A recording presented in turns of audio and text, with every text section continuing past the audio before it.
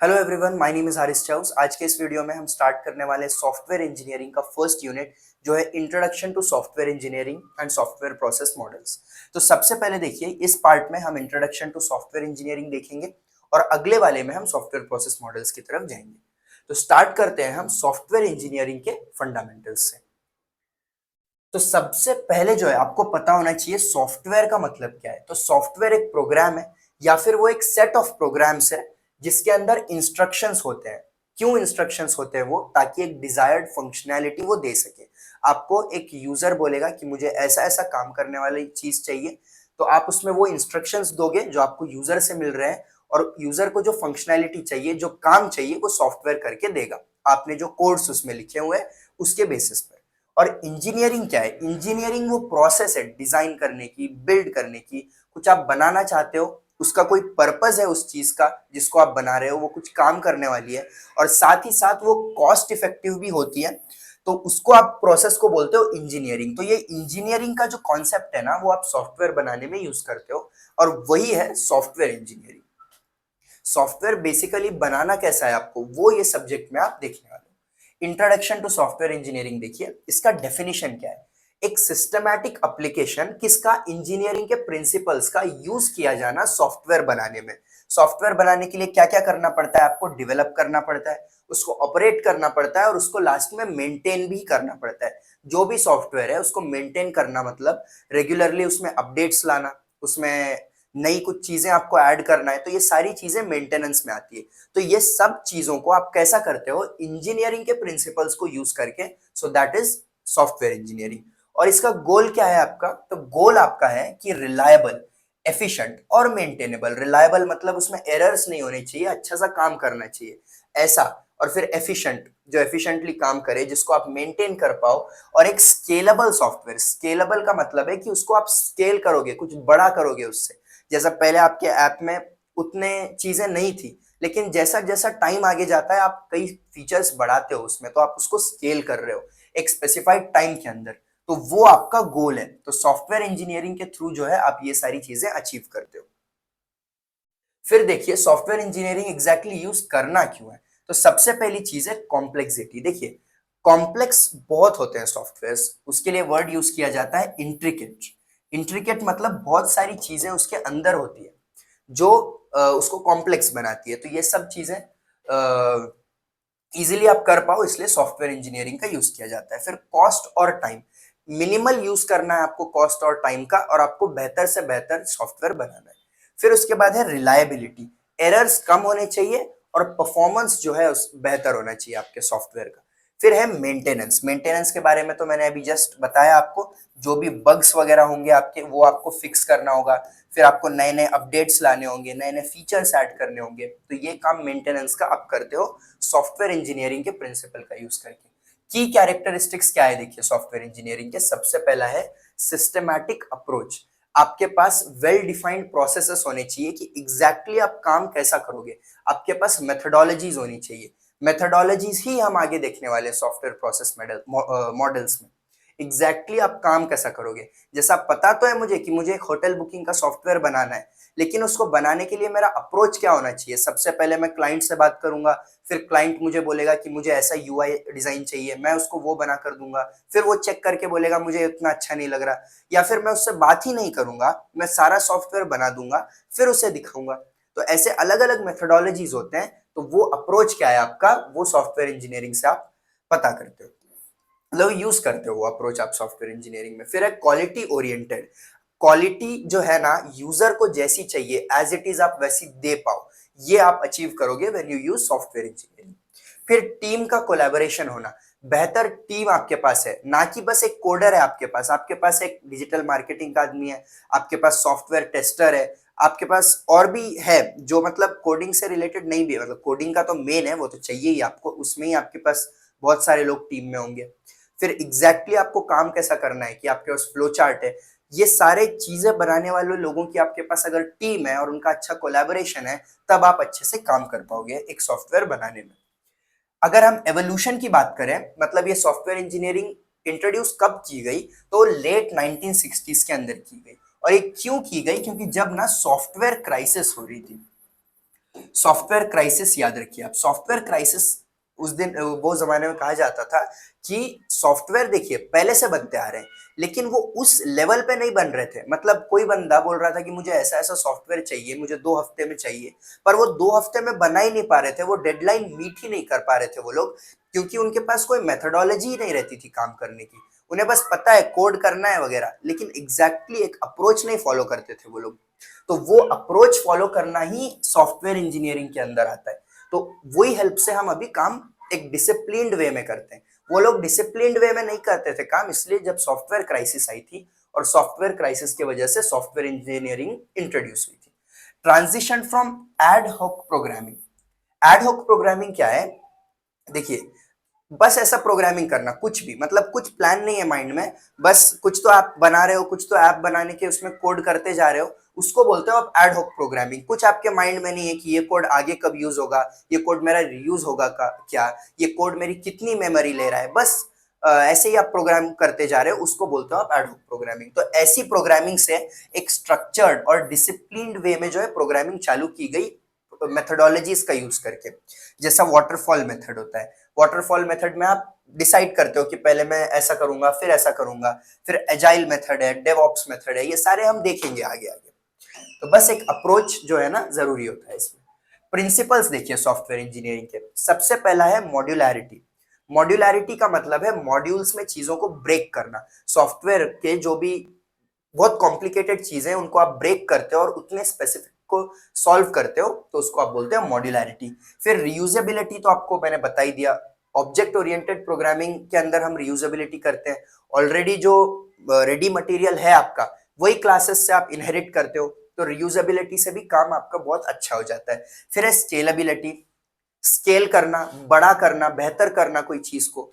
फिर उसके बाद है मेंटेनेबिलिटी, अपडेट्स करना, बग्स वगैरह फिक्स करना, वो सारी चीजें आप याद रख सकते हो इसमें।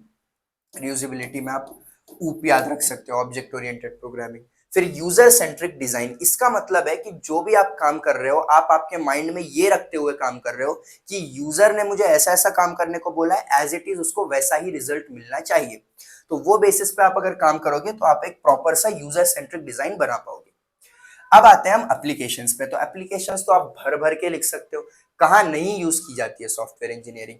हेल्थ केयर में भी आपको सॉफ्टवेयर की जरूरत पड़ेगी, फाइनेंस में पेमेंट्स वगैरह आप करते हो, बैंकिंग में यूज होती है, गूगल पे, फोन पे वगैरह, ट्रांसपोर्टेशन के लिए उबर, ओला वगैरह।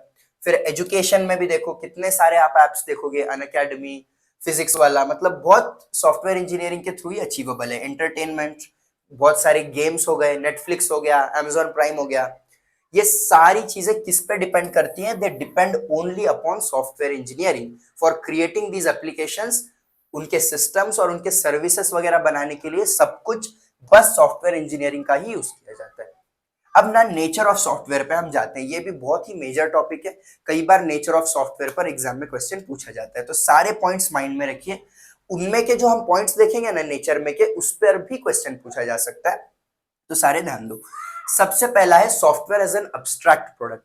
अब्स्ट्रैक्ट प्रोडक्ट का मतलब कैसा है? उसको बेसिकली आप देख नहीं सकते सॉफ्टवेयर को, वो इंटेंजिबल होता है। इंटेंजिबल का मतलब है जिसको आप परसीव नहीं कर सकते, आप देख नहीं सकते, वो कोई हार्डवेयर का आइटम नहीं है, तो ये है इंटेंजिबल, इसलिए आप उसको बोलते हो अब्स्ट्रैक्ट प्रोडक्ट। फिर लॉजिकल एंटिटी है वो, just because it's intangible it's a logical entity. Logical entity मतलब क्या है वो एग्जैक्टली? सॉफ्टवेयर मतलब उसमें बहुत सारी चीजें आ गई, उसमें कोड्स होते हैं, उसमें आपने डेटा स्ट्रक्चर्स का यूज कर दिया, फिर उसमें आप एल्गोरिदम्स का यूज करोगे, तो इसलिए आप बोलते हो आपका जो सॉफ्टवेयर है वो एक लॉजिकल एंटिटी है, ठीक है, और एक अब्स्ट्रैक्ट प्रोडक्ट है सॉफ्टवेयर।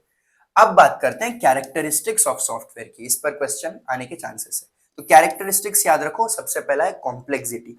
जैसा मैंने सबसे पहले वो वर्ड यूज किया था इंट्रिकेट, तो बहुत सारी चीजें सॉफ्टवेयर के अंदर इंट्रिकेट होती है, इसलिए जो है कॉम्प्लेक्सिटी बहुत बढ़ जाती है। और चीजें जो है ना इसमें डायनामिक वे में चेंज होती है।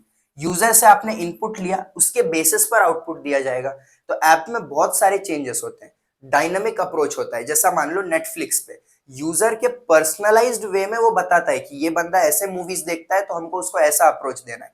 तो ये सारी चीजें डायनामिक हो गई ना। ऐसा नहीं है वो ऐप में कि यही मूवीज है 10 ये दिखाना है स्क्रीन के ऊपर, तो वो तो सादा सा हो गया। तो ये डायनामिक अप्रोच होने की वजह से कॉम्प्लेक्सिटी बहुत बढ़ जाती है। तो ये कैरेक्टरिस्टिक है एक सॉफ्टवेयर का। फिर नो वेयर एंड टेयर।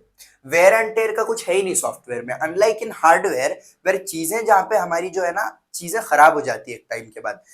कुछ भी चीजें हो सकती है, इन्वायरमेंटल फैक्टर्स हो सकते हैं, गर्मी से आपका कोई जो भी इलेक्ट्रॉनिक आइटम है वो खराब हो गया, फिर उस पर डस्ट पड़ने से वो काम करना बंद कर गया। तो ऐसी चीजें सॉफ्टवेयर में होने के कोई चांसेस नहीं है, इसलिए यहाँ पे वेयर एंड टेयर तो होता ही नहीं। लेकिन वेयर एंड टेयर नहीं होता, बट टाइम के साथ जो है ना अपडेट्स वगैरह देना भी जरूरी हो जाता है। क्योंकि अगर आप ऐप वही यूज कर रहे हो जो 4 साल पहले आप यूज करते थे, अभी तो टेक्नोलॉजी काफी एडवांस्ड हो गई, सॉफ्टवेयर में आपको वो चेंजेस देना चाहिए। तो वेयर एंड टेयर तो नहीं होता, but updates are a necessary thing. फिर कस्टम बिल्ट और जेनेरिक आपको पता होना चाहिए। जेनेरिक होता है सॉफ्टवेयर, वो सॉफ्टवेयर जेनेरिक होता है जो दिया जाता है स्पेसिफिकली यूजर्स को। मान लो एमएस वर्ड को आप जेनेरिक बोल सकते हो। वो ऐसा सॉफ्टवेयर है जो सारे लोगों के लिए एक दिया हुआ है उनको स्पेसिफिकली यूज करने के लिए। कस्टम बिल्ट वाला जो सॉफ्टवेयर है ना, वो आपको एंटरप्राइज को बना के देते हो, बस उनके उनके खुद के काम करने के लिए, उनका पर्टिकुलर जो भी काम होगा वो कर पाए उस पर। तो वो एक कस्टम बिल्ट सॉफ्टवेयर होगा, वो आपको बोलेंगे मुझे ऐसा ऐसा चाहिए। इनविजिबिलिटी, सॉफ्टवेयर हमको दिखाई नहीं देता, उसका स्ट्रक्चर वगैरह कुछ दिखाई नहीं देता, तो आपको प्रॉपर टूल्स का, प्रॉपर डॉक्यूमेंटेशन का यूज करना पड़ता है ताकि आप उसे चेंज कर पाओ सॉफ्टवेयर को। फिर है डायनामिक बिहेवियर। यही जो मैंने एग्जांपल दिया था ना डायनामिक बिहेवियर का, वही समझ लो कि चीजें जो है ना इनपुट वगैरह के बेसिस पे चेंज होती है। तो सॉफ्टवेयर का एक डायनामिक बिहेवियर भी होता है। अभी हम बात करते हैं software is engineered, it's not manufactured. ये चीज याद रखो आप, सारी चीजें जो है ना इंजीनियर्ड होने के बाद मैन्युफैक्चर भी की जाती है।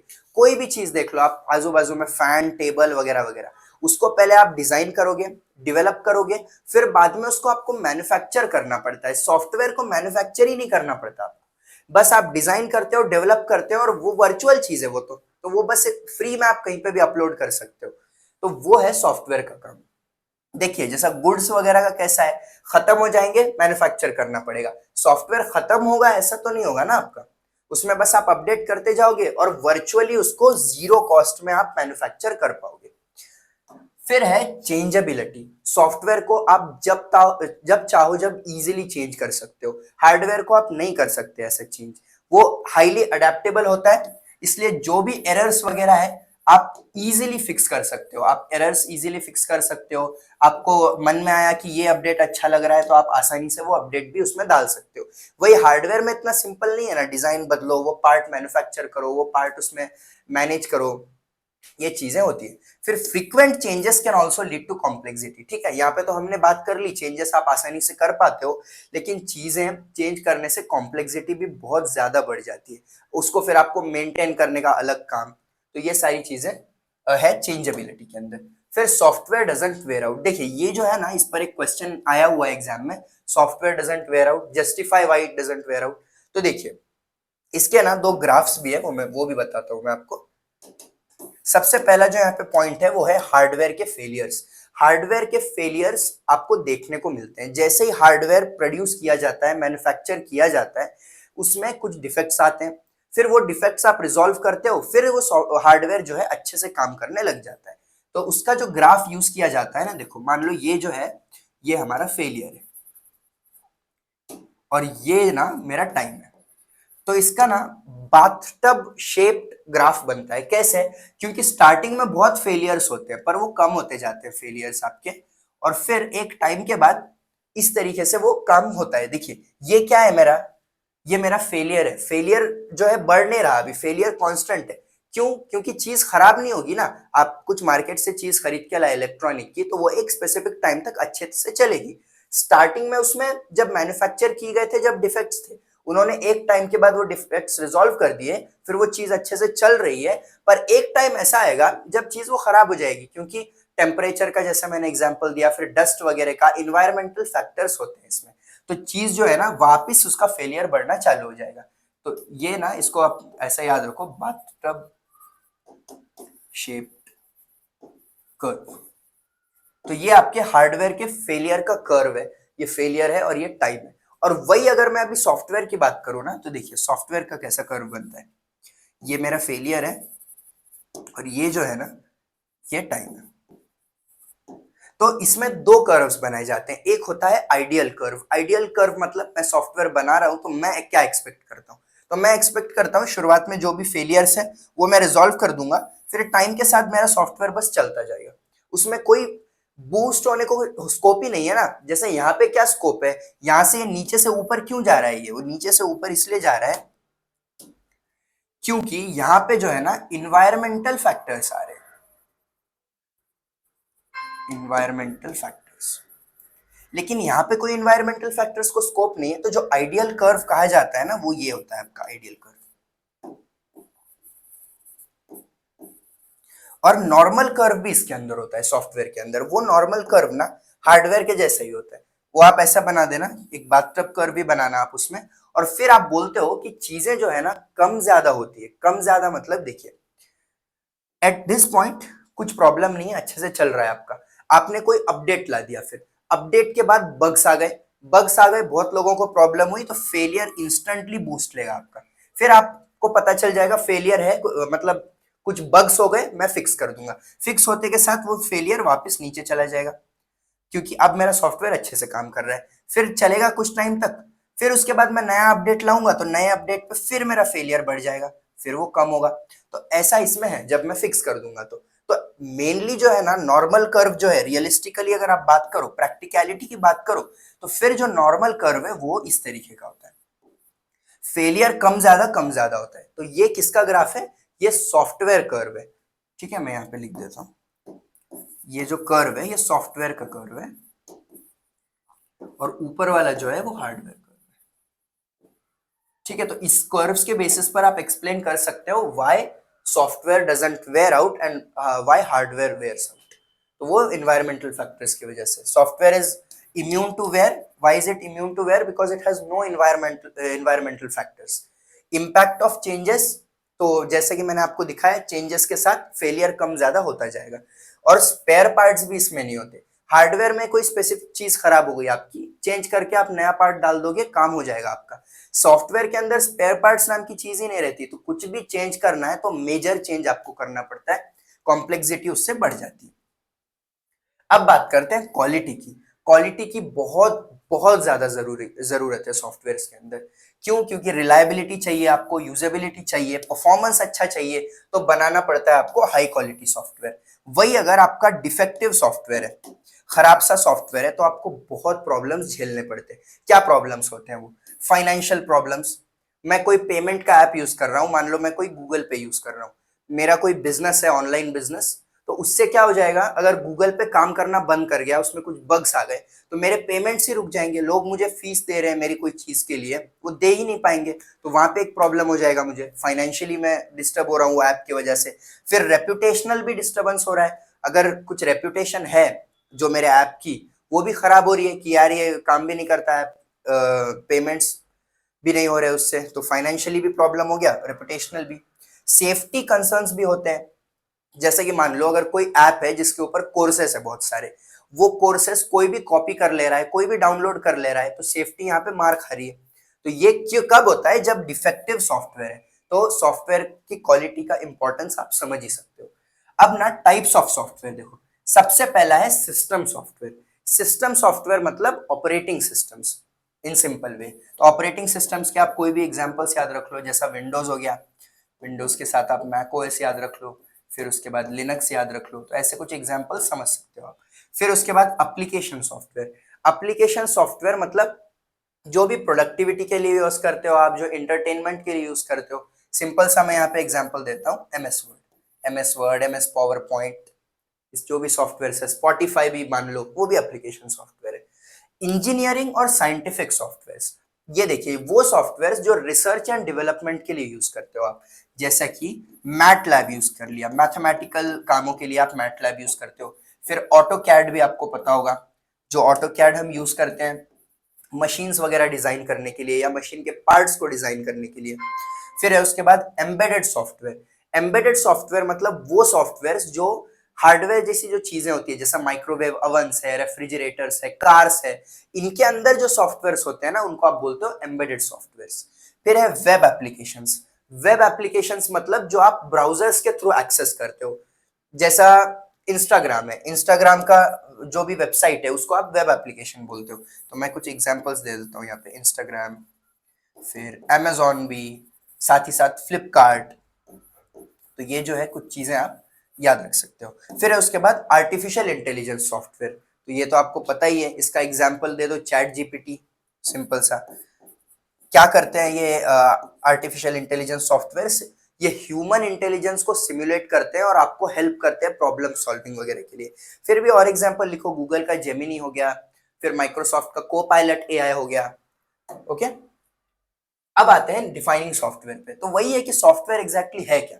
वो एक कलेक्शन ऑफ कंप्यूटर प्रोग्राम्स है जिसके अंदर इंफॉर्मेशन होता है। क्या इंफॉर्मेशन होती है? कुछ फंक्शनैलिटी देने के लिए, कुछ डिजायर्ड फंक्शनैलिटी है, अच्छा सा परफॉर्मेंस है, वो दे पाए आपका सॉफ्टवेयर, तो वही एक प्रॉपर सॉफ्टवेयर है। सॉफ्टवेयर के जो प्रोडक्ट्स है ना, वो या तो जेनेरिक होते हैं या तो कस्टम होते हैं। ये हमने ऑलरेडी देख लिया। मैंने आपको जेनेरिक में एमएस वर्ड का एग्जांपल दिया था, मैंने सेड दैट जेनेरिक वो सॉफ्टवेयर होता है जो सॉफ्टवेयर सबको यूजफुल हो, किसी के भी लिए वो यूज किया जा सकता है।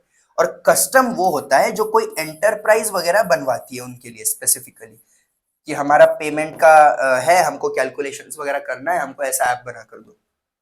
Okay, so that's a customer. फिर अब बात करते हैं हम सॉफ्टवेयर इंजीनियरिंग प्रैक्टिस के बारे में। तो कोई प्रैक्टिसेस है जो एक डेविड हुकर नाम का एक इंसान था, उसने दिए थे कि ये प्रैक्टिसेस अगर आप फॉलो करते हो तो आप अच्छे से एक सॉफ्टवेयर डेवलप कर पाओगे। सबसे पहला है पर्पस एंड वैल्यू। आपके पास पर्पस होना चाहिए कि एग्जैक्टली सॉफ्टवेयर काम क्या करना है, और सॉफ्टवेयर की प्रॉपर वैल्यू होनी चाहिए, वो वैल्यूड सॉफ्टवेयर होना चाहिए। फिर एक कीप इट सिंपल स्टूपिड, जिसका एक्रोनिम है किस, जिसको आप याद रख सकते हो इजीली। सो इसमें कहा गया है कि जो भी आप काम कर रहे हो वो सिंपल होना चाहिए। ऐप के अंदर, सॉफ्टवेयर के अंदर सिंप्लिसिटी होनी चाहिए। जितना सिंपल रखोगे यूजर के लिए भी उतना आसान होगा यूज करना, और डेवलपर के लिए भी इनफैक्ट वो काफी इजी हो जाता है डेवलप करना, चेंजेस करना, मेंटेन करना। तो सिंपल रखना इज अ ग्रेट थिंग। फिर क्लियर विजन होना चाहिए मेरे पास कि एग्जैक्टली सॉफ्टवेयर में मुझे करना क्या है। मेरे पास गोल्स होने चाहिए कि मेनली क्या फोकस होना चाहिए सॉफ्टवेयर बनाने का। एक क्लियर माइंड में गोल होना चाहिए, प्लान होना चाहिए। फिर है डॉक्यूमेंटेशन मेंटेन करना। जैसा जैसा आप सॉफ्टवेयर डेवलप करते हो ना, हर चीज के पास को आपको लिख के रखना चाहिए, डॉक्यूमेंटेशन करते जाना चाहिए, ताकि आपको आगे अगर उस स्पेसिफिक चीज में चेंज करना है तो आप इजीली कर पाओ। तो ये पॉइंट जो है ना, अच्छे से याद रखो, you need to maintain documentation. फिर फ्यूचर प्रूफ डिजाइन जो है आपका होना चाहिए। ऐसा डिजाइन कि अगर 6 महीने बाद, 1 साल बाद भी आप देखो तो वो उस जमाने के हिसाब से भी मैच होना चाहिए। तो उसको बोलते हो आप फ्यूचर प्रूफ डिजाइन। नहीं तो सादा सादा सा ऐप बना रहे हो आप, तो आगे के टाइम पे वो बहुत ही खराब लगने लगेगा। फिर है इनकरेज रियूजेबिलिटी। रियूजेबिलिटी के जगह पे ऑब्जेक्ट ओरिएंटेड प्रोग्रामिंग याद रखिए। ऑब्जेक्ट ओरिएंटेड प्रोग्रामिंग यूज करो, क्लासेस वगैरह इनहेरिट करो, कोड बार बार लिखने की जरूरत नहीं पड़ती है। फिर think before you act, which is a major point, क्योंकि कुछ भी चीजें करने से पहले आपको सोचना चाहिए कि आगे ये काम में आएंगी क्या, या आगे आपको प्रॉब्लम लाएगी क्या। क्योंकि बहुत सारे लोग क्या करते हैं, सॉफ्टवेयर बना तो देते हैं, काम बहुत सारा कर देते हैं उसमें, फिर एक पॉइंट पे जाने के बाद उनको लगता है कि यार ये मैं जो न्यू चीज इंप्लीमेंट करना चाह रहा हूँ वो मैंने पहले की हुई रहने की वजह से अब ये क्लैश हो रहा है, ये नहीं कर पा रहा हूं मैं।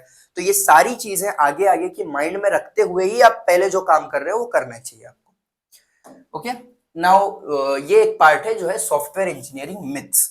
मिथ्स है कुछ, आप रियलिटी क्या है वो जान लो उसकी। तो सबसे पहला जो मिथ है वो हम मैनेजमेंट के बारे में देखेंगे। गुड टीम और अगर टूल्स है तो आपको सक्सेस मिलेगा। देखिए, गुड टीम और टूल्स रहना ठीक है, बट मेन काम वो नहीं है कि आपके पास बहुत सारे लोग हैं काम करने के लिए। मेन है कि आपके पास प्लानिंग और मैनेजमेंट है क्या। प्लानिंग और मैनेजमेंट ज्यादा जरूरी है ये लोगों से और टूल्स से। ठीक है, तो प्लानिंग एंड मैनेजमेंट जरूरी है गुड टीम या टूल्स से, ये चीज याद रखो, दैट्स अ मिथ। फिर ज्यादा लोग आप लाओगे काम में तो आपका जो प्रोजेक्ट है वो फास्ट हो जाएगा। तो ये बहुत ही गलत बात है। ये कोई लेबर वर्क नहीं है सॉफ्टवेयर बनाना कि बहुत सारे लोग हैं तो काम अच्छे से हो जाएगा। यहाँ पे अगर आप ज्यादा लोग लाओगे ना तो आपका कम्युनिकेशन ओवरहेड बढ़ जाता है। उतने लोगों से बात करो, उतने लोगों के आइडियाज लो, फिर उसके बाद उसको इम्प्लीमेंट करो, तो ये चीज मैच नहीं करती यहाँ पे. So that's a myth, because the reality is that there will be communication overhead if a lot of people are involved in it. अगर सॉफ्टवेयर काम करता है तो अपडेट की कोई जरूरत नहीं.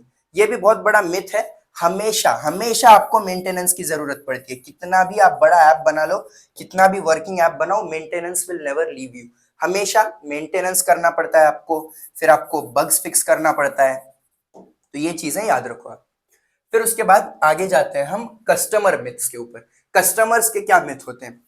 Requirements can change without impact. इसका मतलब क्या है कि कस्टमर चाहता है कोई चेंज कर दो बीच में से ही, ऑलरेडी काम करके रखा है कोडर ने, तो वो बोलते हैं कि रिक्वायरमेंट्स जो भी है मेरे वो इजीली चेंज कर दोगे आप, सॉफ्टवेयर तो है, क्या हो गया चेंज करने में, कोई इंपैक्ट नहीं आएगा. लेकिन ऐसा नहीं रहता, बहुत मेजर इंपैक्ट आता है यहाँ पे. आपका टाइम वेस्ट होता है, आपका कॉस्ट वेस्ट होता है. कितना टाइम कॉस्ट आपने डाला होगा वो काम करने में, फिर चेंज करने में कितना टाइम कॉस्ट लगेगा. तो ये भी एक मेजर चीज है.